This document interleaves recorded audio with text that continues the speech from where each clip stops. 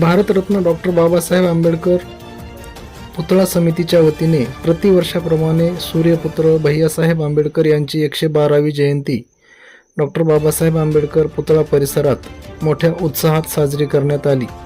शहरातील भीमनगर, सिद्धार्थनगर, बौद्धनगर, इंदिरानगर, गायकवाड कॉलनी, साठेनगर तसेच ग्रामीण भागातून उपस्थित आंबेडकरी अनुयायांच्या उपस्थितीत सर्वप्रथम भैयासाहेब आंबेडकर यांच्या प्रतिमेस पुष्पहार अर्पण करून व मेणबत्ती प्रज्वलन करून अभिवादन करण्यात आले।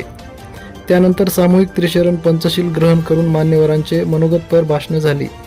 कार्यक्रमाच्या सुरुवातीला पुतळा समितीचे सचिव डॉक्टर सिद्धार्थ कुमार सूर्यवंशी यांनी आपल्या प्रस्तावनपर भाषणात भैयासाहेब आंबेडकर यांच्या कार्यावर आपले मनोगत व्यक्त केले आणि या कार्यक्रमासाठी विशेष मार्गदर्शन करण्यासाठी लाभलेले शेषराव ससाणे यांनी भैयासाहेब आंबेडकर यांच्या जीवनातील प्रमुख कार्ये व त्यांचा जीवन प्रवास यावर सखोल असे मार्गदर्शन केले।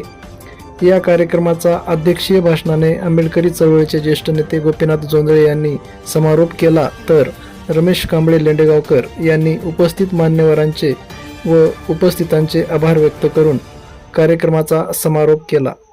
या कार्यक्रमाला अध्यक्ष म्हणून गोपीनाथ जोंधळे यांची उपस्थिती होती, तर प्रमुख मार्गदर्शक म्हणून शेषराव ससाणे हे होते।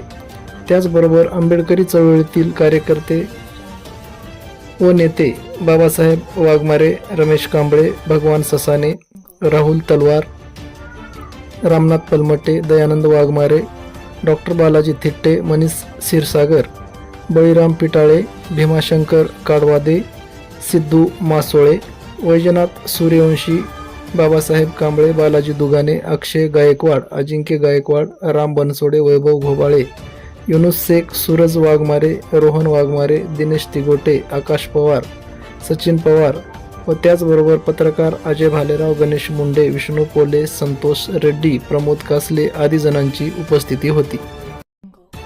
उपस्थित झालात त्याबद्दल आपणा सर्वांचे पुनश्च एकदा या ठिकाणी मी हार्दिक आभार व्यक्त करतो आणि हा छोटेखानी कार्यक्रम या ठिकाणी संपला असं जाहीर करतो।